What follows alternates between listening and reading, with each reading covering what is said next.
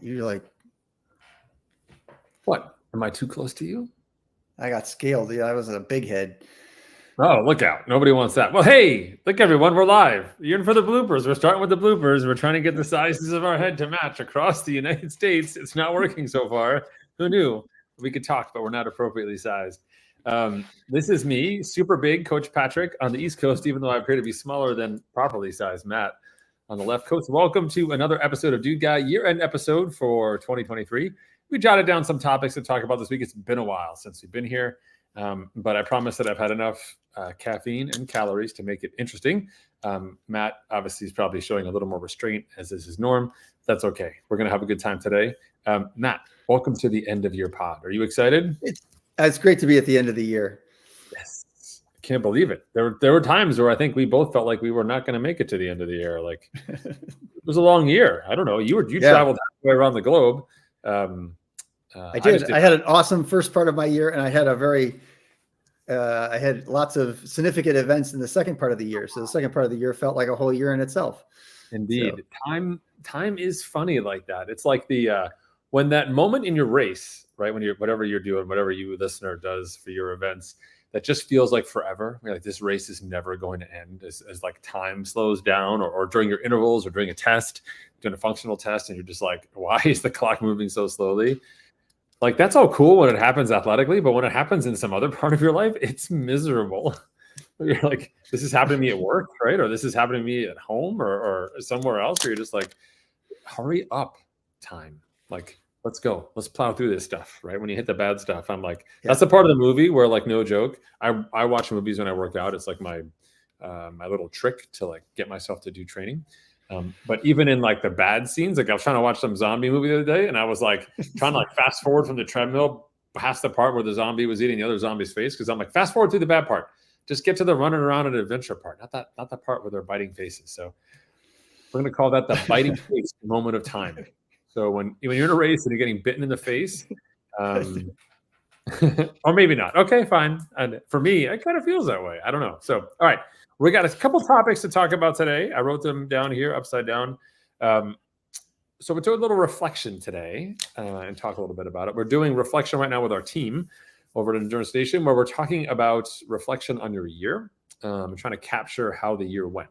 So like Matt said, that amount of time that he spent summarizing his year, which is like appropriate for public consumption, which is like good part of my year, bad part of my year. Enough said. Like people are like, okay, get it. Some ups, some downs.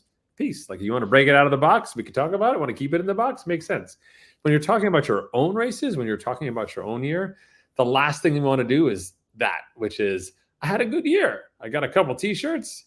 I remember I got a medal, and I think I was okay in my age group. I can't quite remember, but let's go on to the next year. When you treat your year in that same manner, when you bring that sort of cursory what you would tell your neighbor when they saw that you came back from your race, about your race, evaluation of your year, you're missing out on like oodles and oodles of personal growth and sort of internal knowledge that can set you free, which is super, super important. Matt encouraged me to write an article about the 4 keys of reviewing your year through your races, which I did. You can find that over at endurancestation.us/blog. But Matt, you are fantastic at taking notes and sort of generating some knowledge that comes out of that space. Like when you think back across a year, when you are evaluating a year for you, like what are the top like 2 or 3 things that you focus on in terms of saying, this is how I'm going to get down to the root of what my year was about, instead of just what pictures I downloaded from the race site and kind of scratched out the logo a bit so it looks like I paid for them. Yeah. So when we were talking about evaluating the season, I mean, typically I've done in the past of like, I finished X in my age group, or I finished, I PR'd or I didn't PR and stuff like that. And so I feel like I'm at a time in my athletic career where, PRing is going to be a little bit more challenging for me because, I always remember my 20 or 30-year-old self, and that, my 50-year-old self is going to be a little bit challenged to like, continue to PR. So and then trying to define my athletic achievement is not just like, either was good or bad based on how I, fell out in my age group and stuff like that. So when we were talking about how to review the year and looking at it through the lens of the 4 keys, the one that struck me the the most was like, nothing matters until the line. And I was trying to frame that of the year of like, when did my year become a grind, or like, when did it become, working out became more challenging for me? Like, when did that peak or that happen for me? And did that happen at the right time for me relative to when I was trying to, did that happen when I wanted it to? So right. that was, I know you shared during the podcast that, you had you reached that grind a lot earlier in the season and then had to rally a little bit. And so I think I was pretty happy on where mine ended up. But it took, because I had a big stage race that I did in July, and I was really happy with my performance during that race. So like, I think I timed that, my peak in of mental and physical readiness for that race just right. But then I did not manage the post race part very well. The part from like July through August when I was, when I came back from that race, and then I was like, let's keep riding this wave. I can be awesome all summer. I can hold this peak for another 4 weeks or whatever. And that was just super demanding on my body. So, and then also caused me to crash a little bit harder come September and stuff like that, because I was just trying to be awesome for too long. What about you? So, or I can talk more about that, or what about your story? I think that's a great point. So like, I think success is a bunch of different things. And what I'm really encouraging the listeners to do is follow your example, is to say, take it away from the race for a moment and say, because the race is really, maybe you have 3 a year, 4 a year, if we don't count those like 5Ks that you run around your neighborhood for fun. If you just focus on those 4 moments, that's like saying, hey, there's like, 3 times when I went out on a date with my significant other that were really important this year. Like the rest of the time we spent together didn't mean jack. But when we think about it from a training perspective, it's all the other work that sets up that race performance. And the natural inclination is to go back to those peak memories, right? We're just like emotional milestones in our year, and not really take a good hard look at what happens. And this is why you see athletes who show up again and again, or like, I just can't taper. I'm like, oh, really interesting. Like, so how long have you been like running marathons? And they're like, 15 years. I'm like, so 15 years in, still no taper plan. Like, yeah, I just can't get it right. And that's not because the taper is incredibly elusive. It's because people are just not doing a really good job of paying attention to their body and what they're putting into their body and what they're getting out. Right? People they don't want to know. They don't want to know. They don't know what goes inside the sausage. Like, I'm just going to eat my kielbasa. Like, I'm super happy over here. Life is great. Put some onions on that bad boy, toast it up. But I do not want to know what goes inside of it. And the more that you're willing to spend time being aware and sort of pulling apart a little bit of those layers, we can actually start to unlock performance for people that's not related to supplements or like some sort of crazy workout or spending millions of dollars on equipment.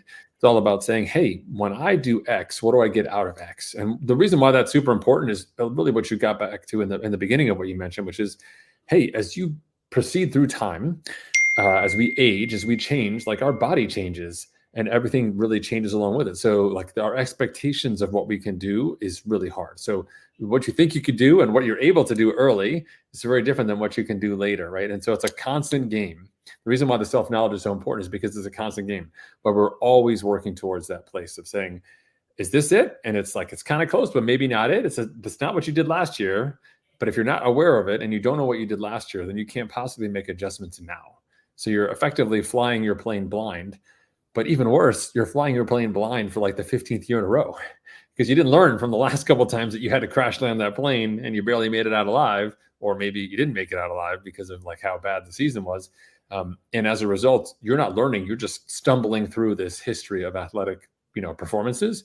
And I think one of the things that separates athletes who continue to be successful and who continue to excel, whether it's in one domain or multiple domains, which we'll be talking about later, it's really a mindset around how do I get better at doing what I'm doing, not how do other people see me as better out there on the race course, which I think is really, really critical. So I'm all about that self-learning, which is why I think the recap piece and taking a look at some of those moments are important. So we talked about that early season training, like how's the early inputs going and how are you handling that work? In my case, I did not handle it well. and we had to do damage control. Good news, I was able to figure that out and do damage control, but that doesn't always work. In your case, you had the benefit of a good early season and good timing, which like really puts you ahead of 95% of athletes out there, because most people don't even get that part right, myself included. But it was the other side, right? Which was like, well, what are reasonable expectations to have for myself going forward? So let's think about like, what are sort of 3 key questions that people can ask themselves about their year? They can take this down, because obviously everyone takes notes during the Dude Guy podcast. What are 3 key questions that they could ask themselves that we could kind of dive into, instead of say like, hey, like, let's, if you follow these 3 questions, be able to crush it. All right, let's hear it after our brief pause. The 3 questions.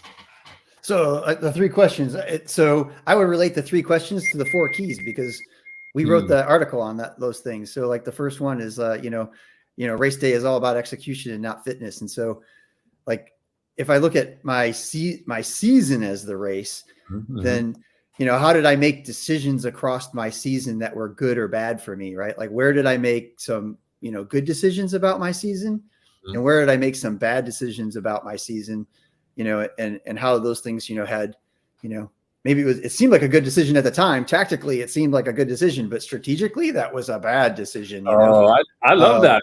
Like a column that has like decisions, and like a column for the good ones and the column for the bad ones. Like, to your point, looked good. Yeah, I think didn't stick the landing. Yeah, so I think that so for me, like if I look across the year about where I made some decisions, like I think I biased more towards rest. I'm like, I figured I can do work. Like I've proven that over time. And like, but trying to figure out when to rest and was always been my Achilles heel. And I think I did a pretty good job of that at the beginning of the year. Not so great at the end of the year, So yeah, the first question would be like, relative to, if you view the whole year as a race, how did I make decisions across my year, both good and bad, that, set up my year as a whole, right? And that we can learn from them of like, would not make that decision again, right? Would not go epic 4 weekends in a row because I felt awesome, because the 5th weekend was like, I was tanked or whatever. And it took me 3 weeks to recover or whatever the thing was. And then, so the other part would be like, nothing matters until the line. So that like, did your, the training grind, happen for you at the right place, right? Like was training always fun? It was unicorns and rainbows across the year. Well, then good for you. But did, training become a grind at some point, and like it get tough? And then, how did you handle that part of it? And like, so did you peak your work at the right time, and did you get the result that you were looking for? Like, oh no, I peaked my work and then I got injured, and then I had this hamstring thing that I just couldn't get rid of for 3 or 4 months, or whatever the story would be. And then I think the last question was like, did you have a one thing that you started the year with? And then did you keep that one thing across the year? Did your one thing change? Did you need multiple things across your year, like to keep you motivated? Did you find that your first thing was, good enough, but you found your first thing wasn't good enough, you needed to find another thing to motivate you or something like that? So I'd say decisions, and then how you put your, when you hit the line for your year, and then that your one thing for the year, how did that work out for you and stuff like that? That would be my 3 questions. What about you? Over to you. I love those 3. No, I'm rolling with yours. So I think yes to the first part, like the decisions, good, bad column, simply because, as a reminder, like no matter what happens to your year, you get to make decisions, right? And so that's the most important variable to pay attention to, because you're making the call. And so you have to go back and say what was the right call in that moment? Like, was it the right call? You say hindsight's 2020. Now this is your chance. You can look back and be like, that was not actually a good idea. And the ability to do that, what most of us do is just like a assembly line. We make decisions in the moment, like, oh, really important. I got to go. Do I go left or do I go right? I go right. And then if you just never pay attention to the fact that every time you guess right, you're wrong, then you're never going to opt left. Like, you should just know, right? You're not taking the opportunity to learn from your decisions. And becoming a better decision maker is absolutely 100% correlated to becoming a better endurance athlete. And so I'm a huge fan of that one. And I love the idea of just the decision columns and go back and take a look at it. Which ones would you stand by, and which ones would you say next year I don't want to do that, right?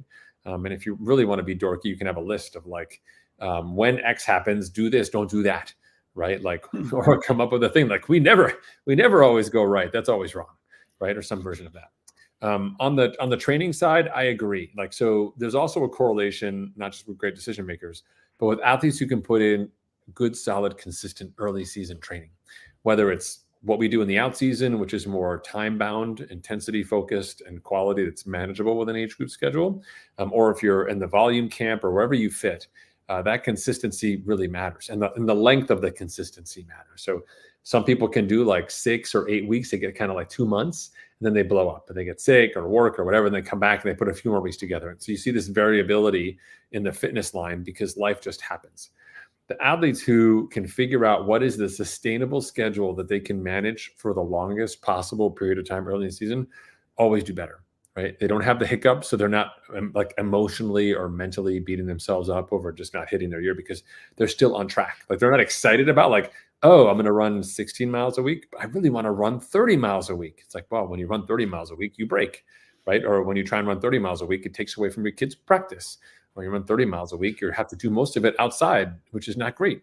And so you start figuring out these things that are consequences of those earlier decisions you made. So you start coming up with a schedule that's more and more sustainable for you across the season. And even if it's not your most epic schedule, as I said, the value of that consistent training over time is massive later in the year. It gives you the base to have a great race, but it also gives you the base to have, possibly, if you manage it correctly, a good second half of your season because you've done some good work. So I think really understanding what that looks like. And when we look at it, if I use my little window here, those of you watching on YouTube, it's like a straight line over the first part of that season. It could be 3 months, it could be 5 months, for some cases, if you're racing there, it might be 6 or 7 months before we have like a real drop where we're tapering or getting ready for a race, etc.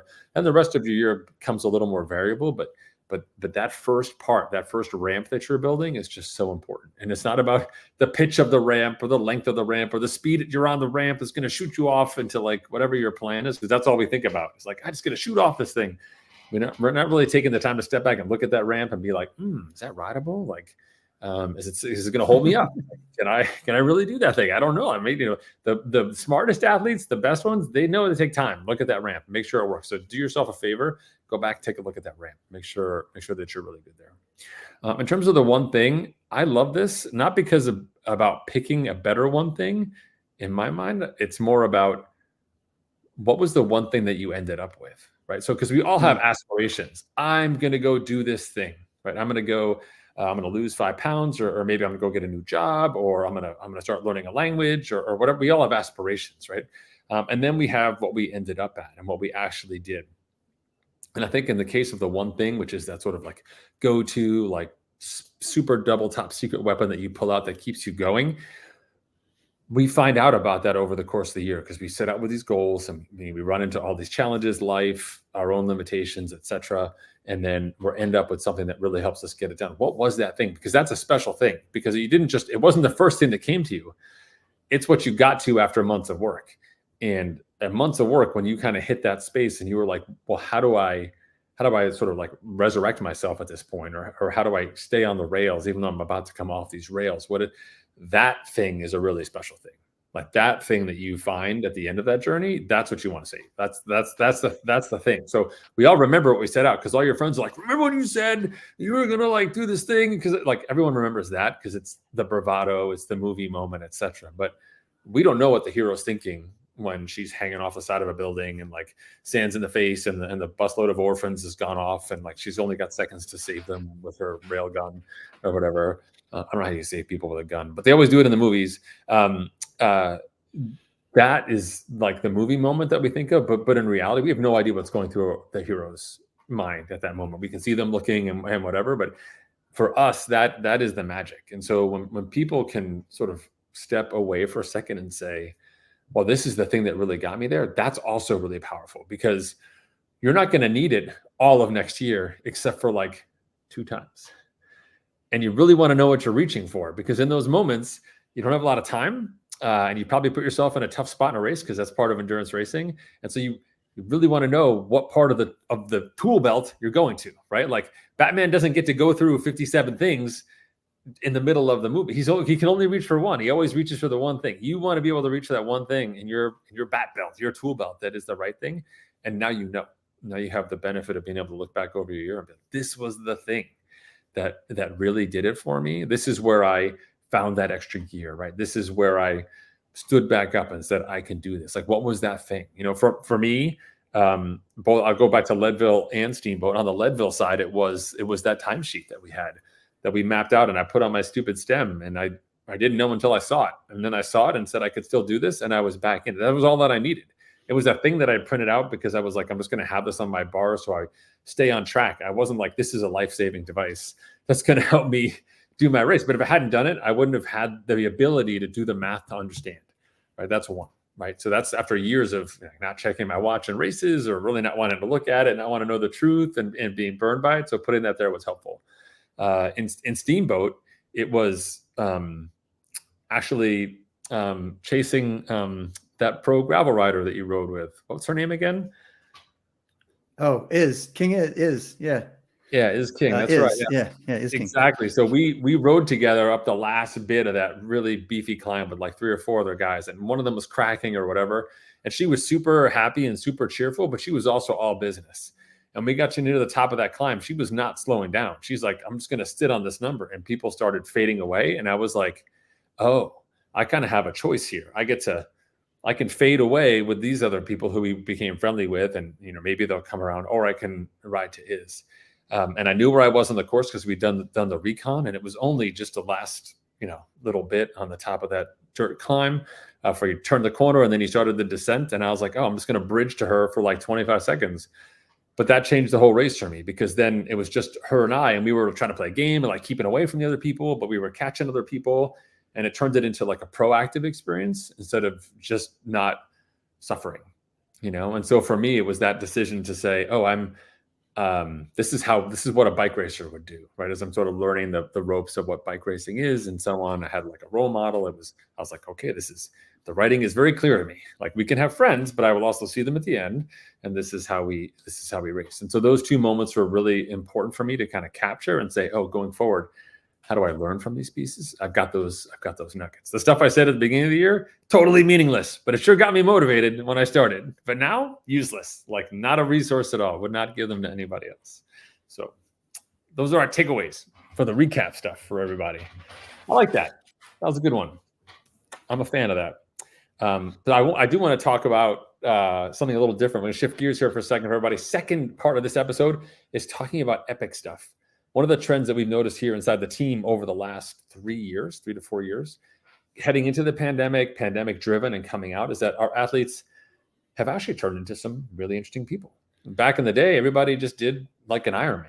It's like, hey, I'm going to do an Ironman, and maybe I'll do 2 Ironman races. Maybe I'll even do like a half Ironman before a real Ironman. And so it was a season that was just full of like triathlon from, November or December all the way through November or December. And then maybe they take a week off or something, and then go back and be like, triathlon. I need to start swimming. It's December, etc. And our athletes have now shifted to where they're doing a variety of different events as our sort of demographic has aged and changed. And I actually think it's for the better. Like, I'm really excited that our athletes are doing different stuff. I know for you and I both, from a coaching/planning perspective, it doesn't make our job any easier. But where do you sit on the sliding scale of single sport, just do that one thing and get like really, really good at that one thing, or the variety side? Where do you fall on that? So I guess I've lived through both of it. Like, especially like last year, like I was going to become a really good mountain biker. So I went all in on becoming a mountain biker, and I missed running. So I've had to rebuild my run to some degree, having been a historically good runner. So I kind of experienced that of like, I wanted to become a really good at one specific thing. So I needed to put a lot of time into it. But then I noticed that, like, okay, I did that, check the box kind of thing. And now I want to go back to being a little bit more well-rounded. And now the next challenge is, putting the run back together. And I think we see that with, a lot of our athletes that have done, they've checked the box of like, I've done Ironman, I've done this marathon, I've done half marathon. Now I want to try an ultra. but they still want to do they still want to do an Ironman in the same year. So, we've put together plans where guys are going to run Boston in the spring. They'll come back and do a full Ironman like in late summer. And then maybe sometime in the fall, they'll do a big trail run. And then they'll want to do that cycle again, right? And come the next year. So we have to, it's an interesting problem to solve from a coaching perspective, because you want to make sure they're still doing enough homework in the other disciplines that their future self is going to be happy with them.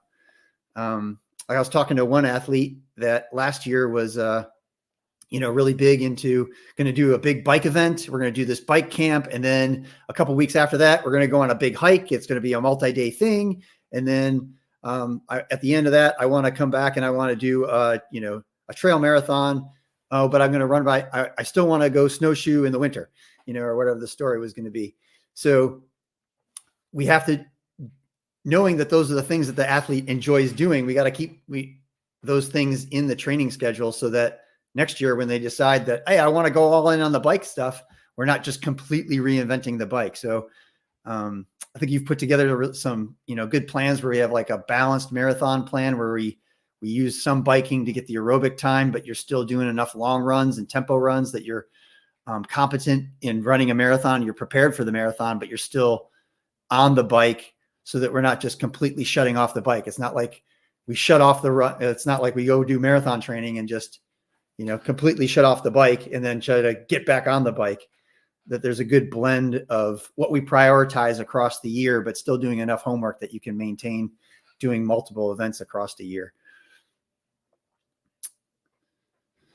100%. Like I really think about the ups and downs of being even a multi-sport athlete like triathletes. Like I think you just get into a rut with your training. And one of the interesting evolutions in our program was bringing in not just like creating the out season and having really high quality winter training, but the specificity block, which we have is a 6-week block we will put in the middle of people's year, depending on what they're working on. And it's a single sport focused block. So we just dial down all the other sports, even for triathletes, simply because they just get so much value out of changing their normal routine and trying something different.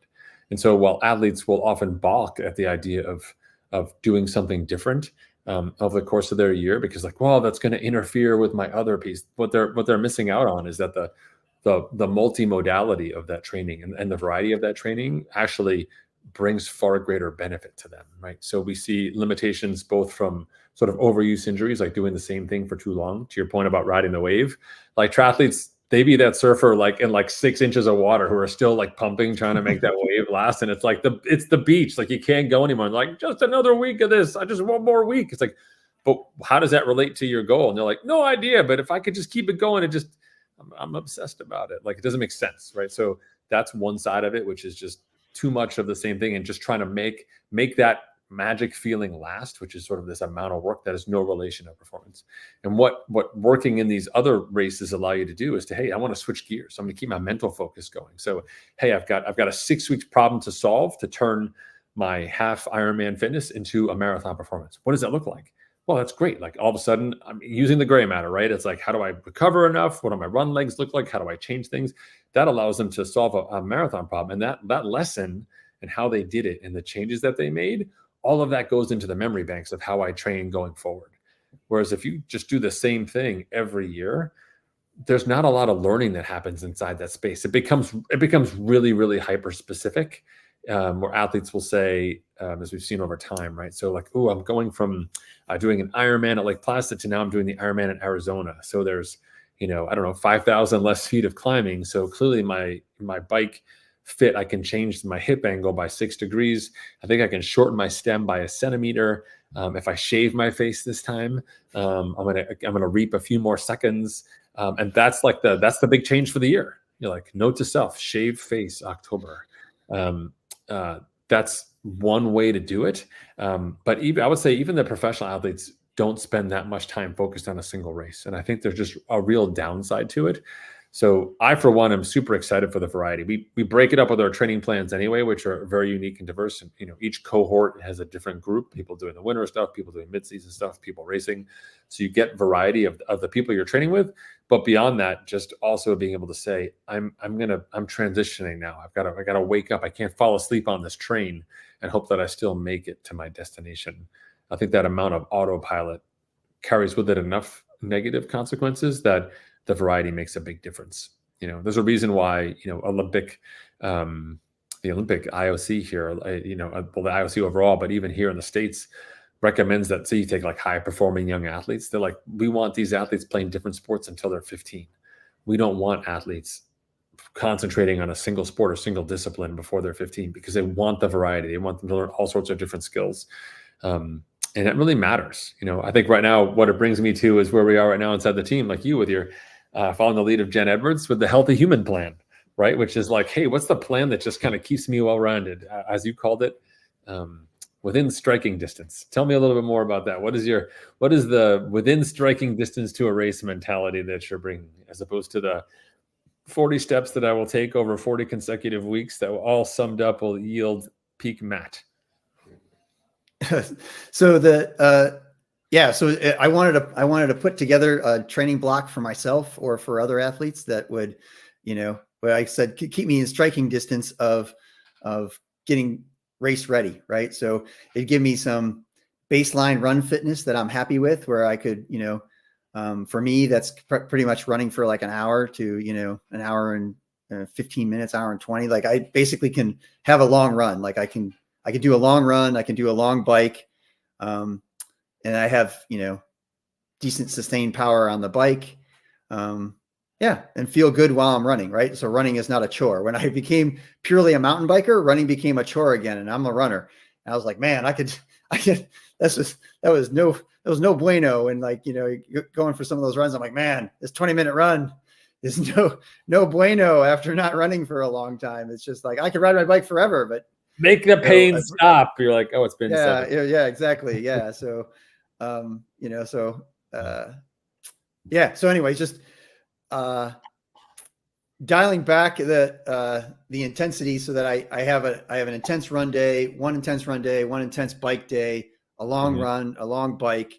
It's balanced enough that like, once I have the fitness to where I want it, that I can, I'm like, all right, now I can train for a half marathon, or I could train for a half Ironman, or I could train for another bike race if I wanted to. I have enough diversity in my training that puts me within striking distance of like, 12 weeks of race prep can get me, the specificity I need to do well in that route, to do well and to enjoy racing that race. I guess I'll say it that way, to enjoy my experience of racing that, Right. Agreed. And I just think that there's something about that ability to create a season, right, that really makes a difference. And so like a race is a story you tell yourself for a certain time. So the problem we had back in the original days in rotation was people would sign up for a race. They'd sign up for Coeur d'Alene next year, and they would start training the moment they signed up. They're like, this is my story. And I'm like, it's not your story. Like you just had an idea. Like we have a long time to go before we crack open the book and start busting through these chapters. You have to restrain yourself, right? I think what we see now is the almost like the edification of that triathlon mindset, where people who are inside that space are just on repeat of what they're doing. There's some assurance or like self-awareness of like, oh, every November I do this, or every January I do this piece. Like when you get to that mindset, you are like, for better or for worse, you have to understand, like, while there's maybe some pros to like being able to get things working, you're also sacrificing some opportunity on the other side of the equation. If you always go to the gym on Tuesdays, and you always do legs on Tuesday, and you always do the same machines in the same order, even if the weight changes, your body, you just stop adapting. And I think one of the things that we're noticing over time as our athletes evolve is that mentally they're craving some of this adventure. And I'm quite frankly grateful for the people who are picking different races, doing crazy long gravel races, like whatever Robin Sarner's up to these days, who knows, doing stage races in Europe. Didn't even know mountain bike stage races were a thing. Picking unique areas, like Al doing the camp in Montana is a fantastic one. And just trying different stuff. Like, Carl was telling me they're going to go do an epic, like another 50K ultra run with him and Maurice and maybe Rob down in the Florida area in the spring. And I think all of that variety is just fantastic for learning and keeping you engaged as an athlete. Like, so be multi-dimensional for sure. I think that's the way to go.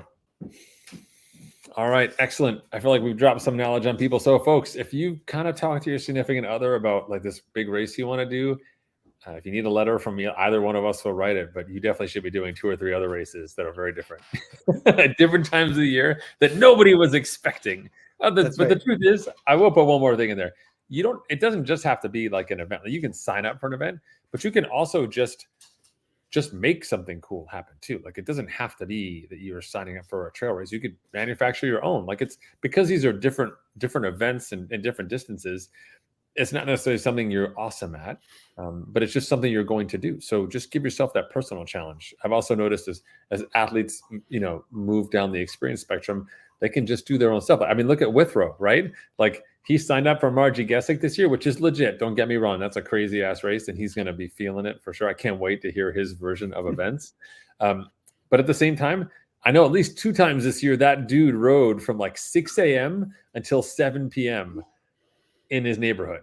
Like he just rode like 13 hours around his neighborhood, like rode every trail. Like that was his jam. He was doing it already.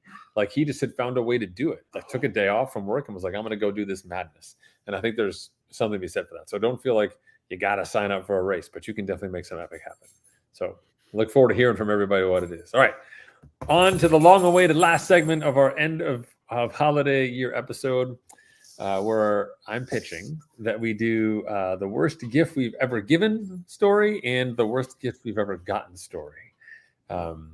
So I don't know. Have you decided? You were sort of initially out. Are you still out? It's okay if you're out. I am out. Like I don't have a great memory for those things. I don't know, either I've blocked them out or I've ignored the fact that people didn't like the pair of socks that I gave them, or it went over like a wah, wah, wah, but Matt chooses psychological safety. That's okay. Yeah, don't worry. I don't. Yeah, I just violence. I choose violence today. Yeah, we got in the mode so recently where like people are like, well, what do you want? And like then you end up buying it for yourself, and then people are like, okay, I got you the thing, and then like I'm like, all right, well, I'm out. Like that's like I don't know. Anyway, yeah. So, yes. Totally. Yeah, I think it became less creative gift buying or whatever. We started taking a less risky gift giving or whatever. Well, that's the best part about gifts with friends, because you can just give them something that's just like totally random, and then it does like they didn't ask for it, so you're like, oh well, that's why I got you this thing, because you didn't tell me you didn't want it. I thought you'd love it. Oh. Yeah, it's perfect for you, for your face, because you're gonna fix that. Oh, did I just say that? Like, I'm so sorry. All right, so you brought it up. So what was the topics are? What was the worst gift that you received and the worst gift that you gave? Was it that? Yes, so you must have a couple winners here. You're the creative guy, so you would definitely come up with some good ones, I'm sure. Well, I've got one or two. So the worst gift I ever gave was the fault of the team. Like, I blame all of you listening. It was your fault. I'm super mad. We've never talked about it, but the next time I see you, we will. We were all talking about Zwift, and we were trying to figure out how we could get Zwift to update our body weight. So I was like, oh, I need to get a scale that's going to allow me to like hop on the scale, but like through Bluetooth, it's going to connect to Zwift, and it will update my body weight in the game. That way I don't have to go in the game and change the thing. It's just I get on the scale. It tells like through some automation, you know me, it'll gears will turn, steam will come out of a factory somewhere, and it will update Zwift, and then I'm good. I don't have to like look at the number, remember the number, go to Zwift, log in, change the number, or whatever. It's automatically happen. So I was like, what do we do this? And so I was asking people about scales and these Bluetooth scales, and people, innocent, super nice people like Derek saying, like, well, you should try this scale. Like this one is like Bluetooth enabled and it does this thing or the whatever thing. So I was trying to figure out a way that I could justify buying this like $250 scale. Where I was like, it's just freaking scale, right? It doesn't go anywhere. It doesn't have wheels. Like can't go fast on it. Like it's just a thing you stand on. So what's the story here? And then it had all these other cool features like water weight and like body composition if you got on it barefoot or whatever. So I convinced them, this is how badly I wanted this thing, that I walked right into this trap that I laid for myself that I didn't even see coming, which is like I convinced myself that my wife, who was also trying to work on her body composition, I was like, this would be great. Like she could actually benefit from this scale as well. And then I could also, so it'd be like a net win-win. Like she's happy because now she gets to sort of measure the thing. And I'm happy because I'm also simultaneously updating Zwift. So I told myself this whole story. I bought this scale, and we do gifts at my in-laws. So that's the gift. Like the gift, we each have like one gift that we don't know what we got the other one. So you get the gift out, do the thing. Like she unwraps it. She's like, "What is this?" I'm like, because it kind of looked a little space agey. It was hard to tell, whatever it was. And I was like, "Oh, it's a scale." She's like, "What?" I was like, "Yeah, I got this Bluetooth scale. Like it tells you all these things." She's like, "I don't want to know. I don't want to know what the numbers are." And I definitely was not cool that she thought I was thinking that she needed a scale, but she was saying I solved the problem that she did not want me to solve. And I also created a massive problem for myself as well. So I spent a fair amount of time digging out of that one. So that is definitely, without a doubt, that is definitely one that you bear trapped yourself there. That was awesome. Oh, I totally did. I built the bear trap.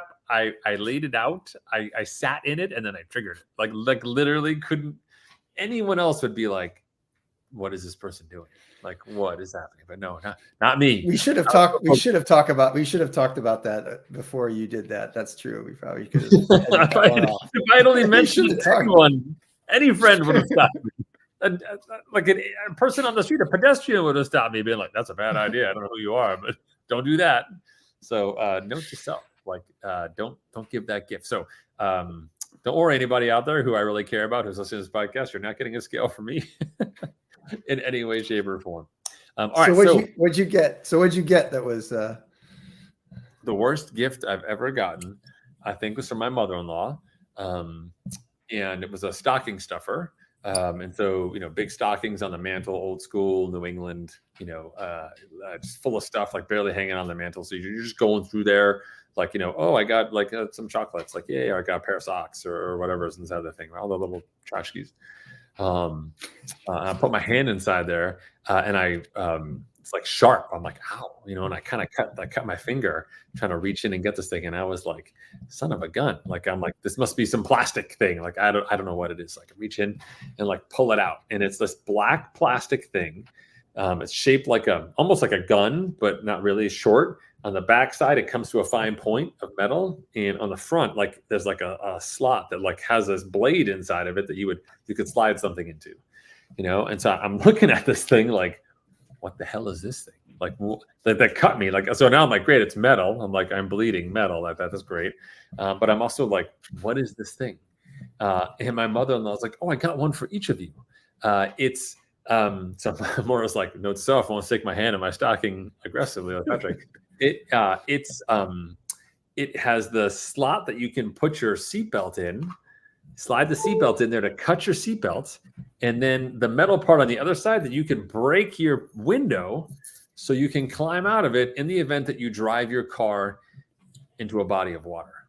She was potentially saving your life. Oh my gosh. No way. Come on. Like, there are no testimonials. No one is on these websites being like, yes, this tool saved my life, because I remembered that I kept it in my car somewhere and like pulled it out and like, like it's like in the glove box. Like, where is this thing going to be? It's in the back of it can't sit in the door. It's too many things have to go in the door that won't save my life. So to me, I was the emergency seatbelt cutter. I love it. You guys all got emergency seatbelt cutters. So when your car flips over and you're still in your seatbelts, everybody can get out their own seatbelt cutter. Seatbelt cutters. Everyone has their own personalized one. I'll be like, save your own life, honey. Use yours. I've got mine. Ha! Like, I'm going out this window. Maybe they're like little kid-sized ones. Yeah, it was one of those things where I was like, now of course I carry that thing everywhere. Like, if she gets in the car, we'll go, like, say we all carpool to go out to dinner. She'll be like, hey, do you still have that thing that I gave you? Like, I'm like, oh my God, how do you remember you gave me that thing? Maybe because I made such a big stink about it, and I was also bleeding. So I would file that under the worst gift I've ever gotten. I've never used it. Good one. It's a gift. It's like a gift you give someone that's like, hey, in case you're ever attacked by a bear, here's the spray you use. And you're like, great, but I'm intending to never use this gift. Like, so maybe that's what we do. Yeah, maybe we make something. There are no bears by me. Because we make something, who knows what it is, and we'll be like, this is the thing that you would use if you're abducted by terrorists in your hometown. Here in America, terrorists come and grab you, use this thing. Like, here it is. I bought it for you. We can just sell these little widgets that no one is ever going to use because terrorists are not coming for people inside their town. Like, well, thank God I have one of these things. I'll be super safe when the terrorists. It's like a gift that is designed to never be used. Like, if you're not stupid, you'll never use this. That was basically my mother. I was like, does she think I'm about to drive into some lake? Like, how often have I driven into a lake? I don't understand. How many people do I know who have driven in a lake? None. How many people do you know who have driven into a body of water? I don't, I guess I would drive into a body of water if I had one of those. I guess I could do that, but I don't know. But that's a good one. I'm just saying, I was like the idea that I've given you something that you would only use if you've super messed up and that you probably wouldn't want to tell anyone about anyway, right? Like, if you had to use the thing, you would be like, I'm not going to tell someone I had to use the thing. I flipped my car over and needed to cut my seatbelt to get out. Yeah. Thank goodness for my mother-in-law saving me with that. Cut my own seatbelt out before I, died. And when I was an idiot and drove into this body of water, like, you make up some other story, like, oh, a deer ran out in front of my car, and I had to dodge the young, so I went over the rail and into the water. And then meanwhile, I'm like looking for my iPhone on the floor of the car or something like that, not paying attention. Yeah, so those go under worst gift I ever gave and worst gift I ever got. For those of you who are listening, especially those of you on the team, would love to hear from you. We'll take a little pulse check here on listening to Dude Guy. And if you think about it, I'd love to hear from you, because Endurance Nation is a safe place for talking about things outside of Endurance Nation. Tell us the worst gift you ever gave and the worst gift you ever got. I bet we've got some good ones. We've got some pretty classy people on the team. I'm sure there'll be some pretty epic ones for sure. Awesome. Hey, this is great. Little year-end wrap, little serious stuff, but good to get back on track. We got to keep this rolling into the new year for sure. I'm excited about it. I think Dude Guy was a great addition, and I hope to continue to get some great feedback from the team as well. So even my dogs like it. Like, look at that. Incredible. It's going to be awesome. All right. So I guess for the Dude Guy audience out there, we will see you next year. And we look forward to hearing about all of your other events that you've signed up for. And you don't have to tell us if you told anyone else about them. That's fine. Just tell us about them so we can plan your season. All right, Matt. Thanks so much for your time. Sounds good. All right. I'll see you. Happy New Year. Yes. See ya. Happy.